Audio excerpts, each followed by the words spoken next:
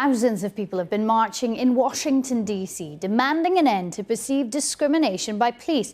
They're being led by the families of African Americans who've died as a result of gun violence or alleged police brutality. They are Trayvon Martin, the 17-year-old boy who was shot dead by armed neighborhood watch patrolman George Zimmerman. Zimmerman was then acquitted of all charges. There was Eric Garner, who was killed in July when a police officer put him in a chokehold on Staten Island in New York. A grand jury there decided not to indict the police officer involved. 18-year-old Michael Brown, who was shot and killed by police officer Darren Wilson in Ferguson, Missouri last August. A grand jury also ruled against charges in that case. And then Tamir Rice, he was the 12-year-old schoolboy shot and killed by police last month in Cleveland, Ohio. The officers thought that his toy gun was real.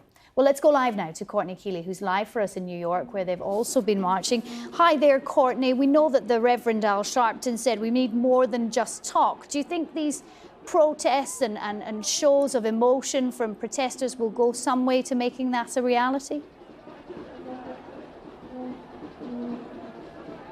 Well, this is a legal protest. You have to take a permit here in New York. And so what happened was this consortium of activists named the Million March NYC took out this permit. We've seen about tens of thousands of people taking to the streets today, but they made a point saying, since it was legal, since it was peaceful, to bring your children, to bring the elderly, the disabled could march. And we've seen people in wheelchairs. I've spoken to an 84-year-old woman.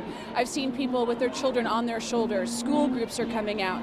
It's relatively peaceful. It's a strong message, but people are even saying it's sort of a beautiful protest.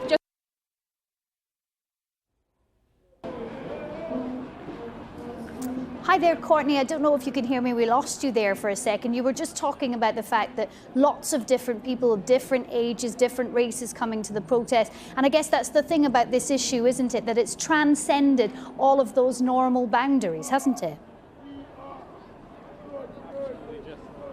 It really has. It's become kind of a calling cry for judicial reform, too. This protest is quite serious. They're saying, some people are saying that they have a list of demands going so high as here in New York City for the police commissioner to resign, for that officer that's blamed in the death of Eric Garner to immediately be fired.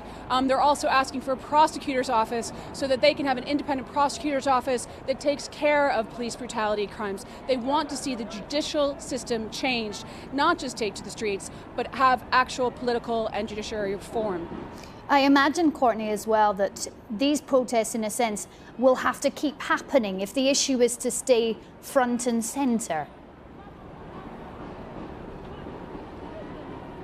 It doesn't seem like this issue is going away. It seems to have just grown and grown over recent months, because you've seen the Ferguson shooting, you've seen the 12-year-old boy shot in Cleveland, and you've seen grand juries come down and not recommending indictments. And you've also got this other crazy thing going on in New York. Ignore that. That's this crazy Santa Claus New York scene. But this protest is taking a turn.